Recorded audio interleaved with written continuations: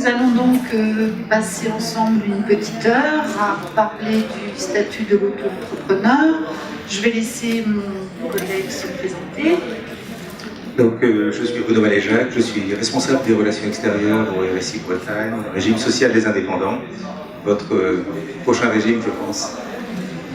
En ce qui me concerne, Chantal Bogan, je suis responsable de l'accueil de l'URSSAF de Bretagne, sachant que l'URSSAF maintenant a régionalisé, et donc on a plusieurs sites en Bretagne, dont le site de Rennes. Je dépends du site de Rennes et je m'occupe aussi du centre de formalité des entreprises. Donc voilà. Le statut de l'auto-entrepreneur, que l'on va donc développer là pendant ces 3 quarts d'heure, va permettre aux créateurs indépendants qui vont démarrer une activité, cela depuis le 1er janvier 2009, puisque ce statut est développé depuis le 1er janvier 2009. Ça va permettre aux personnes qui veulent créer une activité commerciale, artisanale ou libérale et qui optent pour la micro-entreprise de bénéficier d'une dispense d'inscription au registre du commerce, mais une dispense qui était aussi valable pour le répertoire des métiers, mais depuis le 1er avril 2010, dès lors que l'on exerce une activité relevant des métiers à titre principal, on est obligé de se faire connaître près de la Chambre des métiers. Donc, il n'y a pas d'inscription, donc pour le registre du commerce notamment. Il y a une exonération de TVA. Quand on est en micro-entreprise, on est systématiquement en franchise en base de TVA. Et on a un régime déclaratif micro-social simplifié, avec une possibilité de verser également en même temps le montant des cotisations relevant des impôts. Donc on peut avoir cotisation sociale, mais également cotisation sociale plus impôt. Donc les créateurs peuvent opter pour le micro-social simplifié lors de leur déclaration de début d'activité près du centre de formalité des entreprises, mais ils peuvent le faire également près du RSI dans les 3 mois maximum qui suivent la création d'entreprise. Donc là, ça permet effectivement de revoir la situation si on s'est à un moment peut-être trop précipité dans son inscription. Pour les autres salariés, pour les autres assurés, l'option doit intervenir au plus tard le 31 décembre. Il y a des personnes qui ont pu créer une entreprise individuelle en régime normal, réel simplifié, et qui après peuvent éventuellement rechanger de régime et opter. Tout cela, ça se voit aussi avec le centre des impôts. Parce que c'est quand même le centre des impôts qui va déterminer le fait s'ils sont d'accord ou non que vous changiez le régime fiscal. Si en revanche, vous avez dès le départ opté pour le régime micro-entreprise et que vous n'avez pas souhaité être auto-entrepreneur et que vous voulez passer auto-entrepreneur, vous pourrez changer en fin d'année, moyennant un courrier que vous faites à l'URSSAF. Concernant les débuts d'activité antérieurs au 1er janvier 2013 et qui voudraient y avoir un changement d'orientation, passer au tour entrepreneur, dans ces cas-là, il ne faut surtout pas demander la radiation, mais c'est un transfert que l'on fera au niveau de votre compte. Vous passerez d'un régime classique au régime auto-entrepreneur. Surtout pas de radiation. Et comme disait ma collègue, ça ne pourra pas se faire la veille pour le lendemain. Si vous décidez de cesser votre activité pour la reprendre sous forme d'auto-entrepreneuriat, il faudra attendre le 31 décembre, comme on a vu précédemment, pour pouvoir opter ensuite pour le statut d'auto-entrepreneur au 1er janvier. On a des fois des personnes qui se radient et qui nous disent non, maintenant reprenez-moi comme auto-entrepreneur. Non, on ne peut pas. Il faut qu'il y ait eu... l'auto-entrepreneur s'adresse à des nouveaux inscrits, à des créateurs d'entreprises. Et donc, si on n'a pas une nouvelle activité, une activité totalement différente, on va être obligé soit d'attendre une année civile complète avant de recommencer, ou attendre jusqu'au 31 décembre, opter avant le 31 décembre, et repartir sur le statut auto-entrepreneur l'année suivante. Donc ça, il faut venir quand même voir auprès du RSI quelles sont les possibilités pour transférer le statut. Alors cette option, on va dire, présente des avantages, notamment en matière de charges sociales. Elles vont être calculées sur le montant des recettes ou du chiffre d'affaires. Si pas de chiffre d'affaires, pas de cotisation. Ceci étant, et c'est nouveau quand même depuis cette année, l'auto-entrepreneur a obligation de fournir une déclaration sur laquelle il portera le néant parce qu'il n'y a pas de chiffre d'affaires à déclarer ou de recettes, mais c'est obligatoire de compléter maintenant ce document. Donc on a un forfait qui est applicable pendant la période, donc on peut être en paiement trimestriel ou en paiement mensuel. Donc dès lors que l'on est sur de l'achat, de la vente de marchandises, on est sur un taux de 14%, mais bien 14% sur le chiffre d'affaires. Ce qui fait, on parle sans doute, mais j'y pense, quelqu'un qui aurait beaucoup d'investissements, qui va avoir beaucoup de charges, il paiera les 14% sur son chiffre d'affaires et non pas sur le bénéfice réel qu'il va réaliser.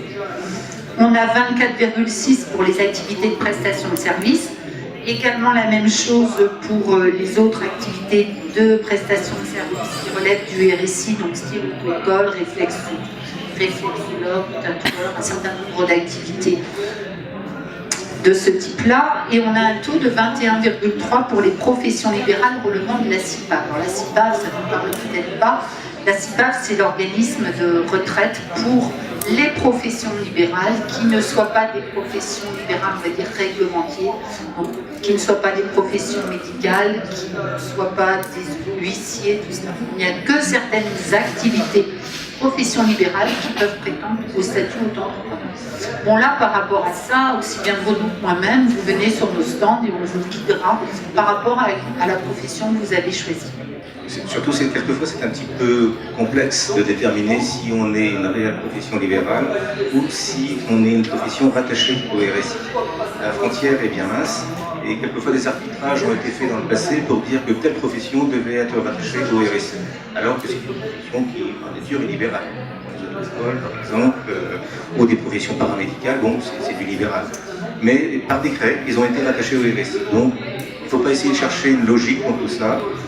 On a une liste, on a un fichier et on dit bon bah telle profession c'est chez nous, telle profession c'est une profession libérale. Voilà. Alors au niveau des cotisations, c'est donc des cotisations qui sont donc appelées globalement et qui sont recouvrées par le centre de paiement RSI, qui derrière le centre de paiement RSI est en fait l'URSSAF. Bruno en reparlera. C'est le RSI qui a délégué sur ça un certain nombre de fonctions et notamment le recouvrement des cotisations. Donc quand on va recouvrer les cotisations, on va tout encaisser. C'est-à-dire qu'on va encaisser aussi bien la CSG, CRDS, la maladie, les indemnités journalières, la retraite, les allocations familiales, la contribution à la formation professionnelle. J'en profite, je ne le dis pas souvent, mais contribution à la formation professionnelle. On va voir, moins, ce ne sont pas des taux très élevés, mais si on cotise à la formation professionnelle, ça permet après de bénéficier d'une formation et de voir avec l'organisme de formation si on va pouvoir justement bénéficier d'une aide pour cette formation. Donc on paye une contribution à la formation professionnelle, mais grâce à ce paiement de cotisation, on va peut-être pouvoir avoir une formation qui va nous être partiellement remboursée. Donc ça, il y a pas mal de personnes qui peuvent passer à côté de cette information. D'une manière générale, là où il y a cotisation, il y a prestation. Donc, comme vous voyez, donc, le taux qui a été affiché, 14%, 24,6% du chiffre d'affaires, c'est un taux global. Donc c'est facile à calculer, c'est vous-même d'ailleurs qui allez le calculer, qui allez nous faire votre calcul de cotisation, vous ne recevrez pas d'appel de cotisation, vous nous faites une déclaration de chiffre d'affaires, vous calculerez vous-même vos cotisations, c'est très très simple. Et dans tout ça, dans ce taux global, vous avez toutes les prestations. Ce qui fait que le statut de l'auto-entrepreneur se caractérise surtout, c'est par la facilité des cotisations, mais en matière de prestations, il n'y a aucune différence avec un statut plus classique. Un entrepreneur individuel, un gérant de société, il a exactement les mêmes droits. Bon, ce sont des droits qui sont quelquefois liés à des montants de cotisation, mais les droits sont toujours ouverts. tous les droits sont ouverts pour un auto-entrepreneur. Donc retraite de base, retraite complémentaire, indemnité journalière, maladie, etc. Tout est là. Donc en aucun cas, c'est un statut qui est au rabais. En matière de protection sociale, vous avez tout. C'est pas parce qu'il est simple qu'il n'est pas intéressant. Au contraire, il est très intéressant. Ensuite, on va rentrer un petit peu dans le détail des conditions. Les conditions pour bénéficier donc, de ce statut, pour se maintenir surtout dans ce statut, c'est de ne pas dépasser un certain seuil de chiffre d'affaires. Effectivement, on dépend du régime micro, on est au micro BIC ou au micro BNC quand on est auto-entrepreneur, mais le régime micro a des limites en matière de chiffre d'affaires. Dès que le chiffre d'affaires dépasse un certain seuil, on estime que la personne doit relever du régime réel. C'est normal, c'est une évolution logique. Alors quels sont les seuils? Pour une activité de vente, c'est 81 500. Pour une activité de prestation de service, 32 600. Et pour tout ce qui est bénéfices non commerciaux, 32 600. C'est la même chose. 81 600, donc c'est sur l'année. On a un seuil de tolérance, comme on dit, parce qu'effectivement, pour éviter ces fameux effets de seuil, à quelques euros près, je suis obligé de changer de statut, c'est un petit peu dommage. Donc il y a un seuil de tolérance, un seuil c'est fiscal comme règle. On va jusqu'à 89 600. Donc quelqu'un qui est entre les deux, admettons il a 85 000 euros de chiffre d'affaires et c'est une activité de vente, on ne va pas lui dire, bon, maintenant on ne vous garde plus comme auto-entrepreneur, on va vous inscrire comme un adhérent classique. Pas du tout. On va le garder encore. On va le garder, donc si jamais il est au milieu entre le seuil de tolérance et le seuil de 81 500, on va le garder. Donc si c'est pour une année, il n'y a pas de souci, il n'y a aucune incidence. L'année suivante, admettons, il fait un chiffre d'affaires de 70 000. L'année après, il revient à 85 000. Bon, il peut faire comme ça du yo-yo pendant plusieurs années, il n'y a pas aucune incidence. Par contre, si jamais il reste 2 années de suite dans le seuil de tolérance, 2 années à 85 000, là par contre il y aura une incidence parce que la 3e année, on va lui dire, bon ben maintenant vous devez quitter le statut d'auto-entrepreneur, vous devez quitter le statut micro, vous devez maintenant être au réel. Donc 2 années dans le seuil de tolérance, on n'est pas éjecté tout de suite, on n'est éjecté que l'année suivante. On a éjecté le mot un peu fort, disons qu'on est reconduit vers un nouveau statut.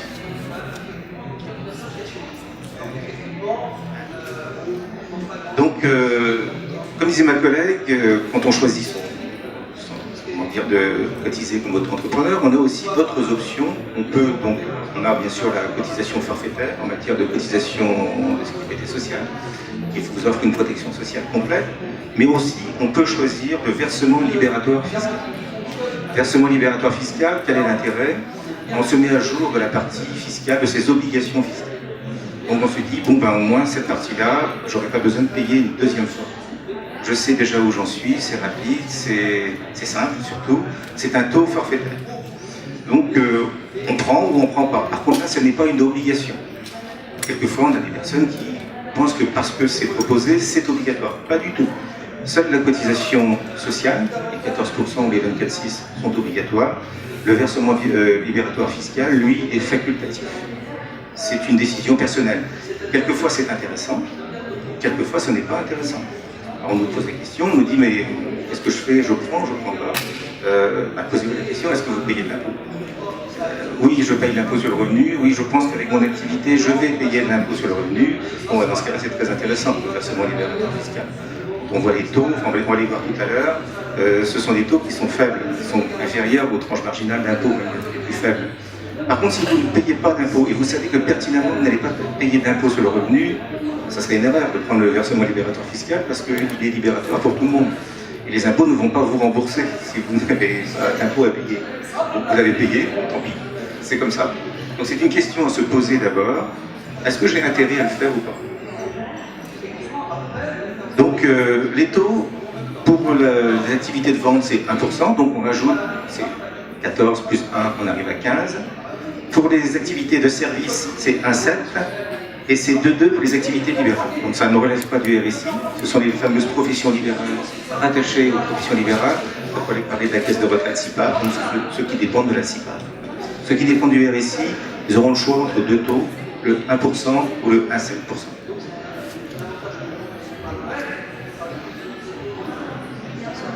Là, donc, on revoit ce récapitulatif.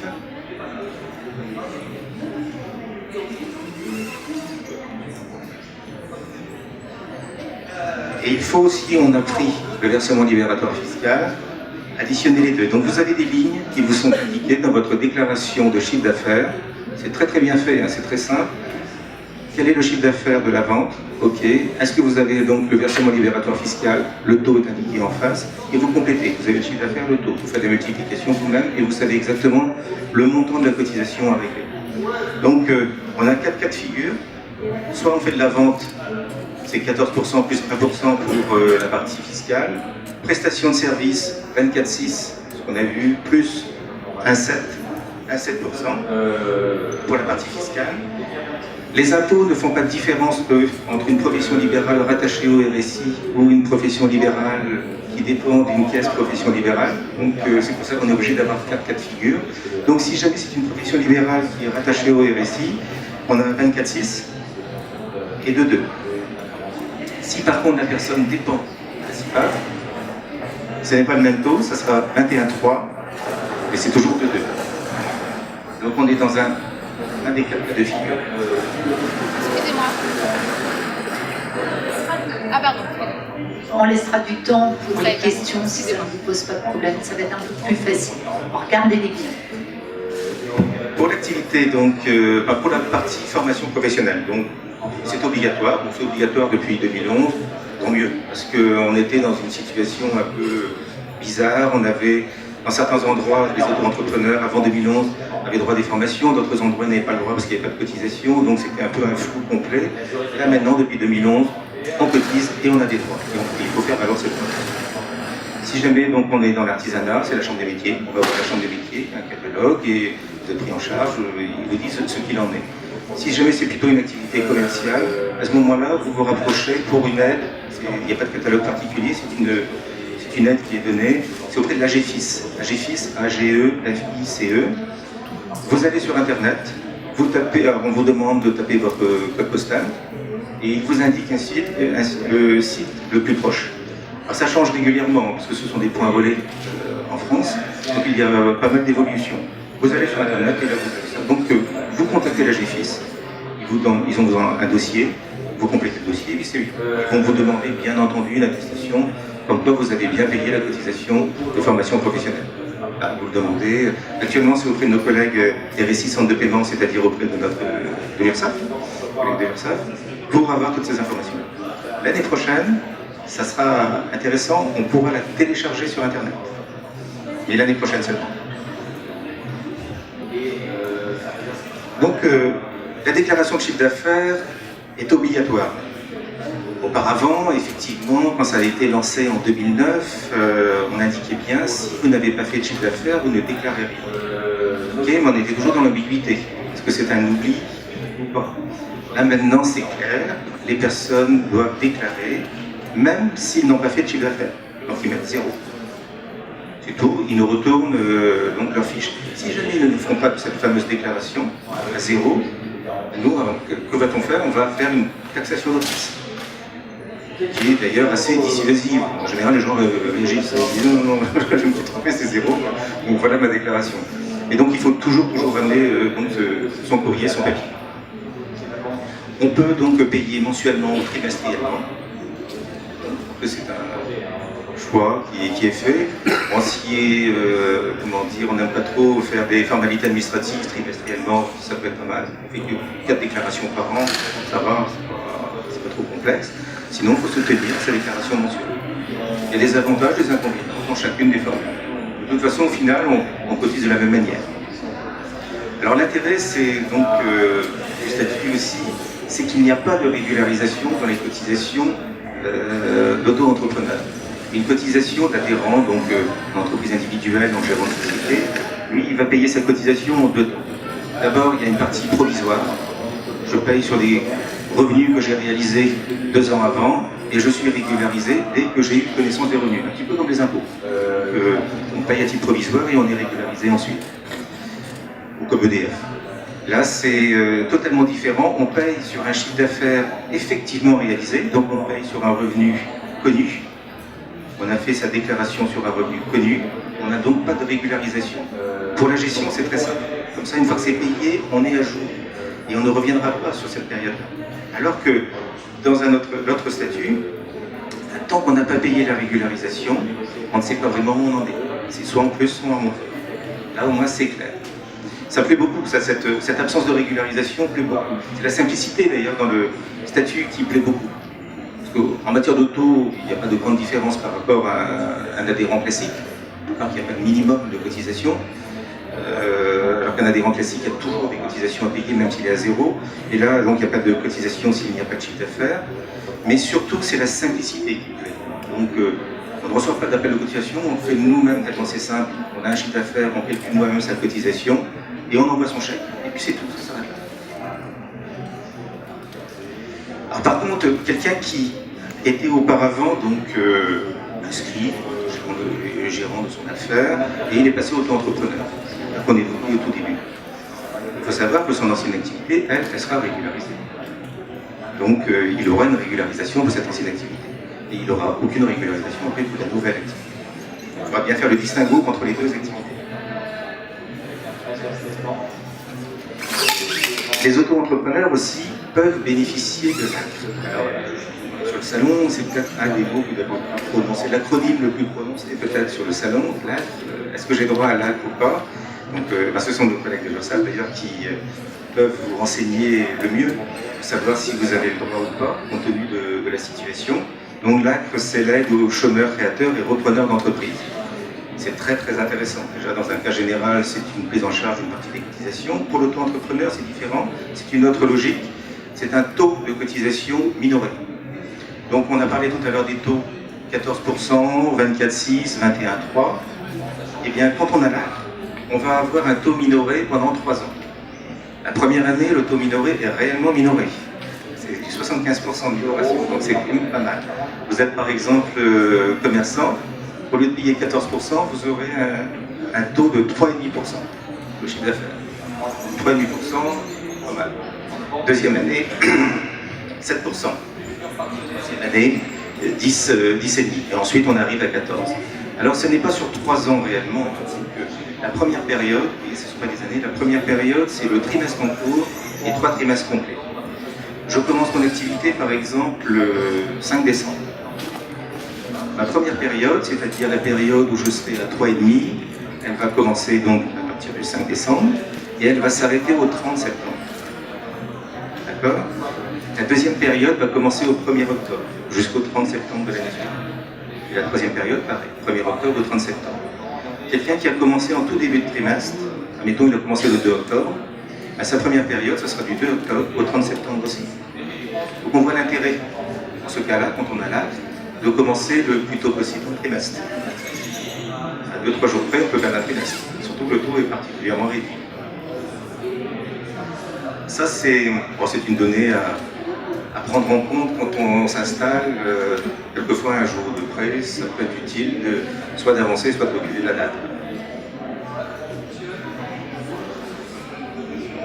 Quelquefois, donc, on n'est pas... Alors, on est inscrit comme auto-entrepreneur, mais des fois, on n'est pas inscrit comme auto-entrepreneur. On est inscrit de manière classique, donc registre du commerce, répertoire des métiers.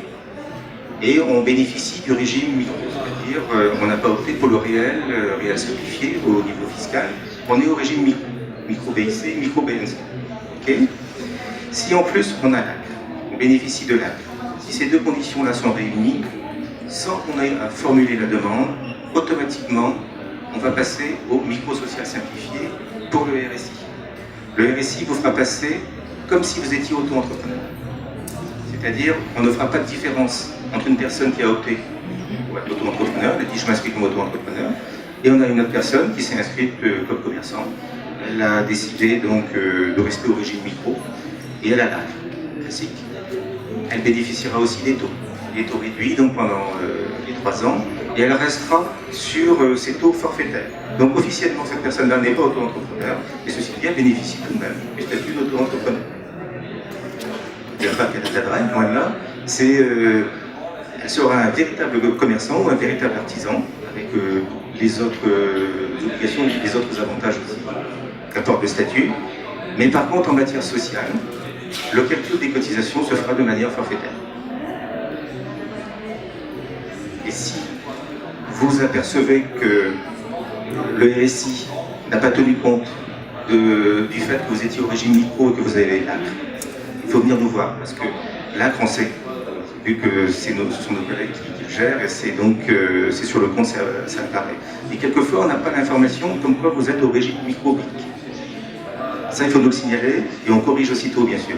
On vous fait aussitôt le changement de catégorie en matière de cotisation. Si vous ne nous signalez pas, ça, on ne pourra pas le deviner. Alors des fois, on a l'information sur des liasses, mais pas toujours.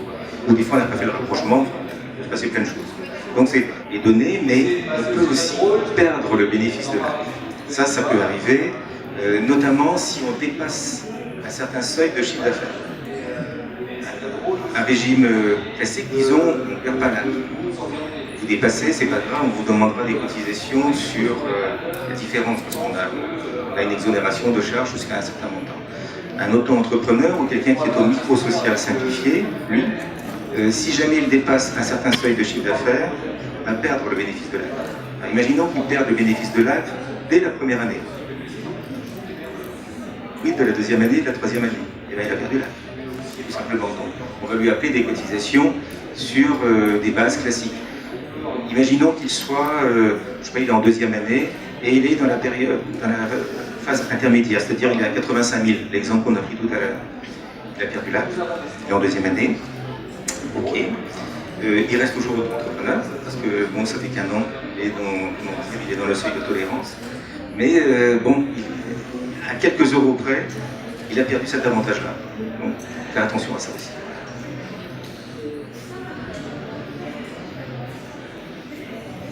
Alors en matière de prestations, les prestations, je vous ai dit, sont les mêmes, exactement les mêmes que celles de l'adhérent classique. Donc, parce que souvent c'est une inquiétude. On dit, oui bon, l'auto-entrepreneur c'est formidable pour la partie cotisation, c'est facile à gérer, mais après je sais que j'aurai pas grand-chose. En matière de retraite, ça va être une catastrophe. En matière de santé, je n'ose pas imaginer. Pas du tout, pas du tout. Vous avez exactement les mêmes droits. Ainsi donc, bon, vous avez trois grandes familles. Là, vous avez la santé notamment. La santé, tous les droits santé sont ouverts. Même si vous n'avez pas fait de chiffre d'affaires. Vous pouvez très bien, pendant quelques mois, ne pas avoir réalisé de chiffre d'affaires. Vous êtes en train de vous constituer une clientèle, vous êtes en train de vous installer. Vous êtes tout de même couvert pour la santé. Vous avez votre carte qui vous sera délivrée, une carte vitale qui vous sera délivrée, vous serez couvert. Vous pouvez avoir des endroits exactement comme auparavant. Pour les indemnités journalières, exactement la même chose aussi. Vous aurez aussi des indemnités journalières. Et ceci, même s'il n'y a pas eu de cotisation versée. Si vous avez zéro de chiffre d'affaires, pas de cotisation.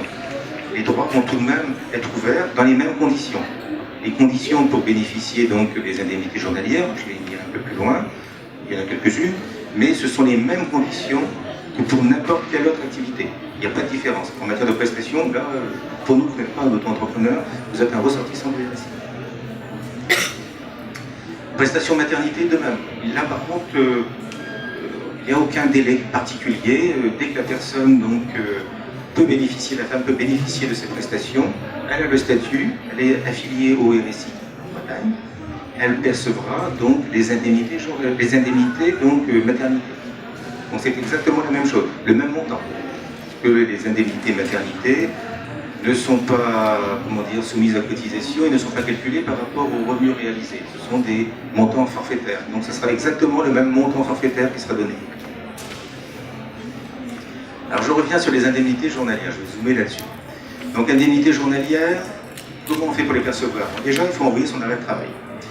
On a un délai pour envoyer son arrêt de travail, ça par contre on est embêtant. C'est 2 jours. Il faut l'envoyer dans les 2 jours. C'est-à-dire on sort de chez le médecin, hop, on poste tout de suite l'arrêt de travail. Et on le poste à son organisme gestionnaire, c'est-à-dire c'est l'organisme conventionné que vous allez choisir. Le RSI encaisse toutes les cotisations, mais délègue certaines missions. On va déléguer notamment le remboursement des frais de santé à 3 organismes. Vous en choisissez un des 3. C'est RAM, Harmonie Mutuelle et... non, Radiance. Radiance MD. Donc vous choisissez un des 3 quand vous vous inscrivez. Et cet organisme-là, donc ensuite, gère votre dossier. Donc le délai de 48 heures, important, vous l'envoyez. On a un délai de carence qui est de 7 jours, alors qu'il est de 3 jours chez les salariés. Ça, c'est la réglementation. Bon, c'est à mettre en parallèle aussi avec une cotisation qui est faite. Mais c'est exactement le même délai que pour un adhérent classique aussi. C'est 7 jours aussi pour un commerçant ou pour un artisan. C'est 3 jours si jamais c'est une hospitalisation. Envoyez tout de même votre arrêt de travail tout de suite parce que dans l'hypothèse où vous avez 5 jours d'arrêt et vous dites bon j'aurai pas d'indemnité, je fais rien. Non, envoyez tout de même votre arrêt de travail parce que si jamais vous êtes prolongé, ça marchera parce que le délai de carence marche une fois.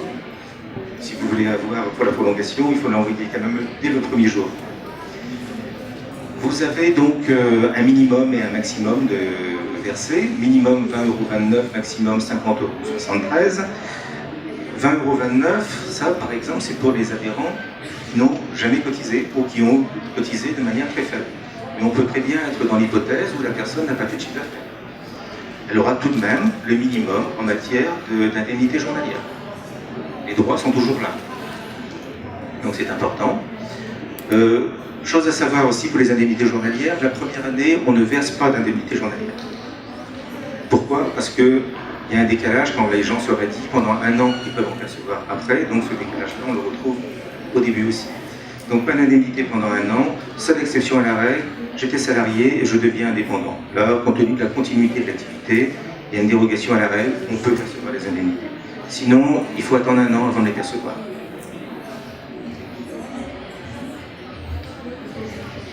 La retraite, sujet d'actualité. Et ce qui est bien, c'est que tous les ans, quand on fait l'intervention, la retraite, c'est toujours le sujet d'actualité. Il y a toujours quelque chose qui se passe pour la retraite.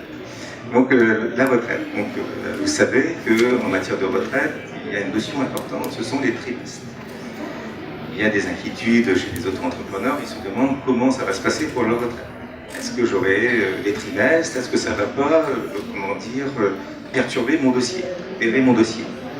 Ben, les droits sont exactement les mêmes. On a le droit bien sûr à des trimestres de retraite quand on est auto-entrepreneur, mais c'est lié à un montant de cotisation, donc c'est lié à un montant de revenus que l'on réalise. Chez un indépendant, l'indépendant est totalement aligné sur le régime général des salariés en matière de retraite. Donc c'est ni mieux ni moins bien, c'est pareil. On a exactement les mêmes droits. Donc un indépendant aura les mêmes droits qu'un salarié. Un auto-entrepreneur aura les mêmes droits qu'un salarié en matière de retraite. Un salarié, pour avoir 4 trimestres, doit réaliser un certain temps d'activité, 800 heures au minimum. Donc 800 heures SMIC, il a droit à ses 4 trimestres. Indépendant, on n'a pas de compteur chez nous. On ne sait pas combien de temps il reste travailler. Nous, pour déterminer s'il a travaillé suffisamment ou pas, on a une seule variable, son revenu. Donc si le revenu est suffisamment important, ok, on valide les 4 trimestres. Et pas assez important, que ça sera 3, 2, 1, voire 0. Mais c'est le revenu qui va être la base, la variable, qui va nous déterminer quant à la validation des trimestres. Alors il y a un chiffre magique à retenir, 800 heures SMIC en revenu, alors je ne parle pas de chiffre d'affaires, là, en revenu, ça correspond à 7 544 €. Quelqu'un qui réalise un revenu, donc un adhérent classique réalise un revenu de 7 544 €, même il le fait en 2 mois, pas de problème, on va lui valider ses 4 trimestres. Nous, l'essentiel, c'est qu'il ait fait ce revenu par rapport à ses 4 trimestres. L'auto-entrepreneur, ça se corse un petit peu parce que c'est du chiffre d'affaires. Donc il faut transformer le chiffre d'affaires en revenu. On a un tableau pour ça, qui permet de faire la liaison entre chiffre d'affaires et revenu. Alors c'est dans nos stands, plus loin, on a des plaquettes sur les auto-entrepreneurs. Et dans ces plaquettes, vous retrouvez ce fameux tableau. C'est pratique, ça. Ainsi, bon, je vais toujours reprendre l'activité de vente, par exemple. Pour déterminer un revenu, comment on fait? Bon, pour de la vente, à chaque fois qu'on fait 100 € de chiffre d'affaires, on considère, et ça c'est une règle fiscale, 71 € sont considérés comme des frais. Et 29 € considérés comme du revenu, du résultat. Donc ce sont les 29 € qui nous intéressent. C'est là-dessus qui nous intéresse. Donc à chaque fois qu'on a 100, pour nous on considère que c'est 29. Et le but c'est d'arriver à 7 500 €. Donc on prend un chiffre d'affaires. Pour avoir 4 trimestres, quand on fait de la vente, il faut avoir 26 013 € de chiffre d'affaires. Effectivement, vous mettez 29% de 26 013, vous retrouvez à 7 634. C'est aussi simple que ça. Alors si jamais on ne l'a pas, on n'a que par exemple 20 000 €. Et bien à ce moment-là, ça sera que 3 trimestres. Si jamais j'ai que 15 000 euros, ça sera que 2 trimestres, et ainsi de suite, un trimestre. Si j'ai zéro, je vais faire de chiffre d'affaires cette année-là, j'ai zéro trimestre de validé. Alors, ça c'est pour la partie vente. Pour la partie prestation de service, le taux n'est pas le même, c'est pas 71 et 29. Là, c'est 50 et 50. C'est-à-dire, je gagne 100 euros, 50 euros vont être considérés comme des frais, 50 euros considérés comme des revenus. Donc nous, c'est la moitié donc, du chiffre d'affaires qui va nous intéresser. On a adapté le tableau en conséquence. Et si pour avoir 4 euros en prestation de service, il faut réaliser 15 087 euros. Vous divisez par 2, vous avez le même montant, c'est les 29% plus haut. C'est comme ça que ça doit fonctionner. Si jamais je n'ai pas ce chiffre d'affaires-là, notamment au début, il faut s'installer, c'est pas évident. C'est pas pour autant que je n'aurai pas mes trimestres. Je peux faire du rachat aussi de trimestres. C'est très intéressant, faire du rachat de trimestres. C'est un rachat qui n'est pas si coûteux que ça, c'est un rachat, on appelle ça le rachat Matlin. C'est du nom donc, du ministre de l'époque qui avait mis ça en place. Et ce rachat-là permet de faire de rattraper les trous dans sa carrière. Des fois, certaines années, je n'ai que 3 trimestres de validé parce que je n'ai pas cotisé suffisamment. On est en classique auto-entrepreneur, on est tous en même cas. Donc on se rapproche du RSI et on demande le coût de ce rachat. Le coût, ça aussi, alors ça dépend des revenus qu'on a déjà réalisés, ça dépend de l'âge de la personne. Et pour vous donner une fourchette, c'est entre 400 et 1000 euros. 1000 euros, c'est le gros revenu, et ça commence à 400 euros à peu près. Donc c'est pas cher pour du rachat de trimestre. Si vous faites une comparaison avec d'autres rachats qui existent, rachat de Filion notamment, qui est intervenu en 2003, là le montant c'est 4 000, 5 000, 6 000 euros le trimestre. Donc c'est presque du 1 à 10, la proportion. Par contre, le rachat Matlin, celui qui est intéressant, il faut le faire dans les temps. Il ne faut pas attendre. Si vous attendez trop longtemps, vous êtes forclos. C'est-à-dire vous ne pouvez plus racheter. Actuellement, on peut racheter l'année 2006, 2007, 2008, 2009, 2010, 2011, c'est-à-dire les 6 ans après la connaissance du revenu. L'année prochaine, on ne pourra plus racheter 2006, on pourra racheter 2012, et ainsi de suite, et ça va se décaler. Alors l'erreur à ne pas faire, c'est de se dire, bon, ma retraite, je m'en occuperai plus tard. Si, c'est sûr, je m'en occuperai plus tard. Pour l'instant, je laisse filer, je ne m'occupe pas de ça. On attend, 50 ans, 60 ans, on prend ces informations, sauf que là, on ne peut plus faire grand-chose. On aura de l'information, c'est sûr, mais on ne pourra pas jouer sur son dossier. Alors que, en faisant un point régulièrement, au minimum tous les 5 ans, voir s'il y a possibilité de racheter. Et quand on est auto-entrepreneur, c'est peut-être un besoin plus fort, parce que c'est peut-être plus difficile d'arriver aux 4 trimestres. On peut racheter ça, donc on peut rattraper à des tarifs très très intéressants. Il ne faut pas hésiter surtout à venir nous voir ou nous écrire pour demander une étude de rachat. Après vous faites l'étude, vous faites pas, vous n'êtes pas tenu, une fois qu'on vous a annoncé le chiffre, d'y souscrire. Vous pouvez dire aussi, bon, j'ai des trous sur plusieurs années, bon je vais d'abord racheter l'année la plus ancienne, l'année prochaine je verrai pour les autres années. À partir du moment que vous êtes dans les clous, au niveau rachat, dans les dates de rachat, c'est bon, ça marche. Mais il ne faut pas sortir de ces clous-là. Alors, la sortie du dispositif. Donc,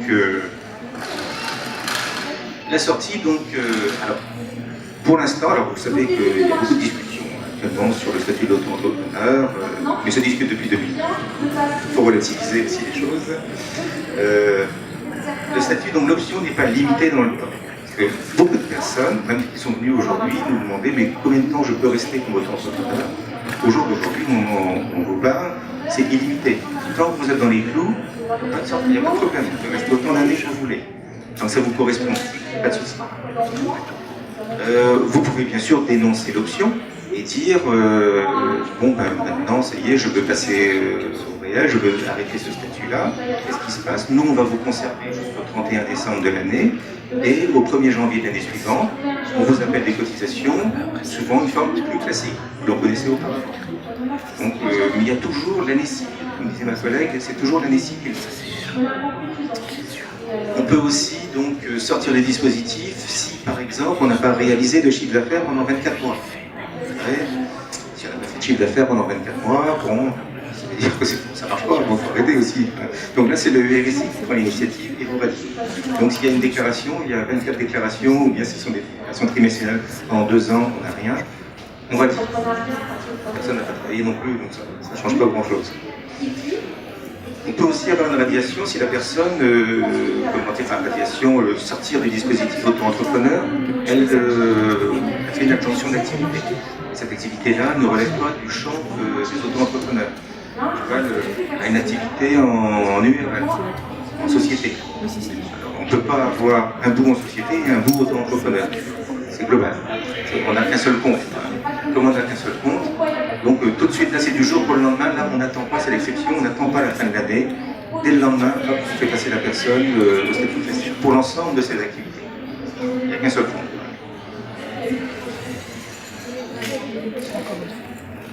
Et on peut aussi, donc, quand on dépasse les seuils, notamment, tout à l'heure on évoquait les seuils de commerçants, si on dépasse les seuils, attention, parce que nous, au RSI, on va vous garder jusqu'à la fin de l'année. Logique d'année, pas de souci. Par contre, au niveau fiscal, c'est un petit peu différent. Si vous avez pris le versement libératoire fiscal, les 1%, le 1,7%, etc., et que vous avez dépassé les seuils en cours d'année, il y aura un effet rétroactif au 1er janvier, c'est-à-dire que vous avez dépassé au 15 juillet, ok, bon, au mois de juillet, on va vous avez dépassé. Ils vont donc revenir au 1er janvier de l'année en cours. Tout ce que vous avez payé sera mis en crédit, ça viendra en déduction de ce que vous aurez à payer sur l'impôt sur le revenu. Mais il y aura un effet rétroactif. Là, ils ne vont pas réagir comme nous, ils ne vont pas attendre le 1er janvier de l'année suivante. C'est au 1er janvier de l'année en cours. Et attention, si jamais vous dépassez les seuils pour la TVA c'est le 1er jour du mois qui suit. Donc là, il faut suivre ça de très très près. Parce que quelquefois, on a des personnes qui dépassent les seuils, elles ne s'en aperçoivent pas. Elles travaillent, après ça marche bien.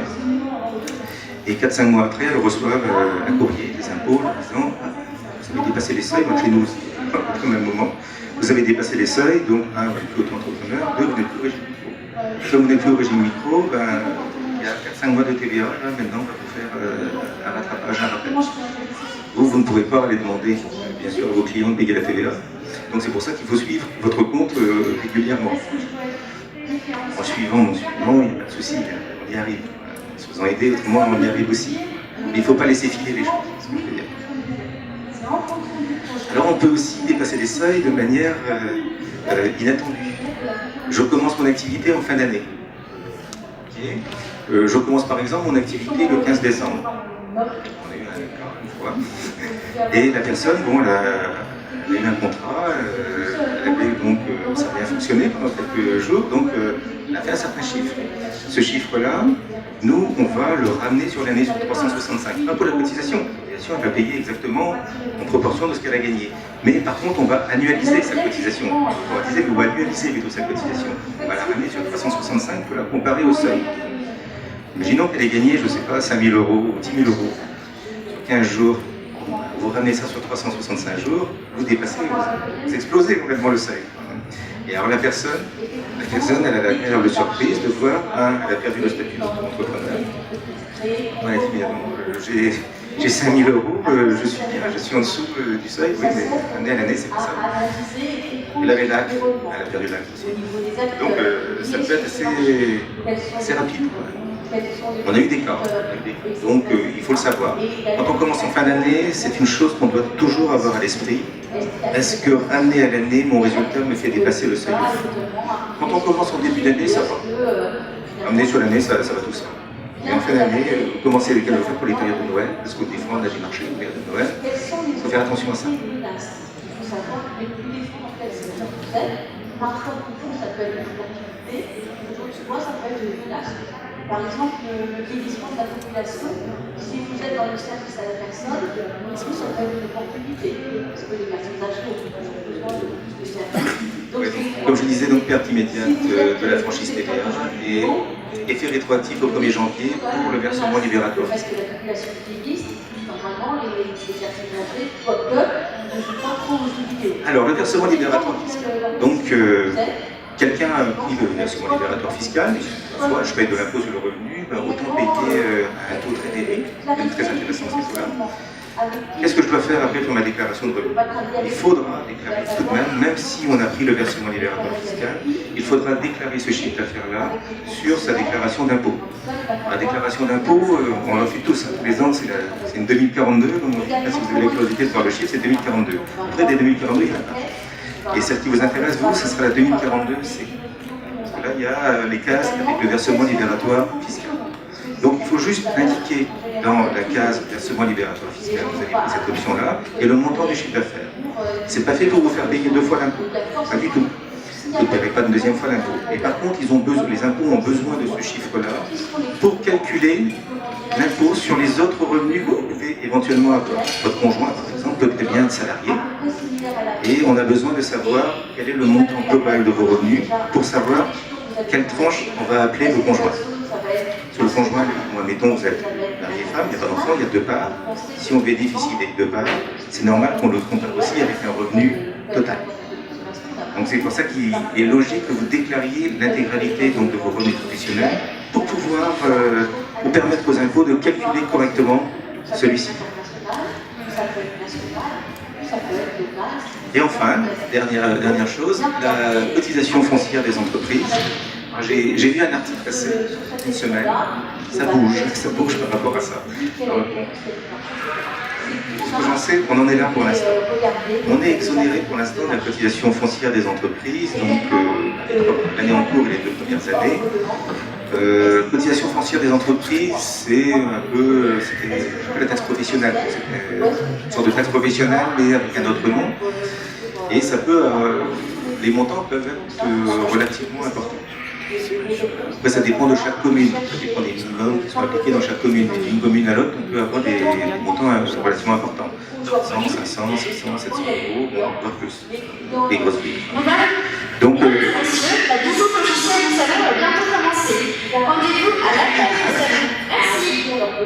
alors ce versement, la cotisation foncière des entreprises, pour l'instant, donc elle est exonérée pour les 3 premières années. J'ai lu un article justement, alors je ne sais pas, c'est sous réserve, ça sera à suivre, comme quoi maintenant elle redeviendrait obligatoire, mais ça serait une cotisation réduite. Il y aurait quelque chose de spécial pour les entrepreneurs. Donc là, moi je vous invite à suivre l'actualité. Quand vous allez vous installer, posez-vous la question, posez la question des impôts. Est-ce que c'est prévu, est-ce que ça va se mettre en place et selon quelle modalité? Donc, une fois que c'est prévu, ça va, on va l'intégrer dans sa logique. Mais tant que c'est pas intégré dans la logique, on peut avoir une mauvaise surprise. Alors au jour d'aujourd'hui, c'est bon. On n'en a pas pendant 3 ans. Après, c'est bon. Alors maintenant, Chantal et moi, on est à votre disposition pour répondre à toutes vos questions. Je crois qu'on en avait une. Il y a non seulement le marché, le revenu, etc., mais également il y a l'image. Quelle image, effectivement, mon entreprise? Oui, bonjour, Michel Poitier, donc je suis auto-entrepreneur.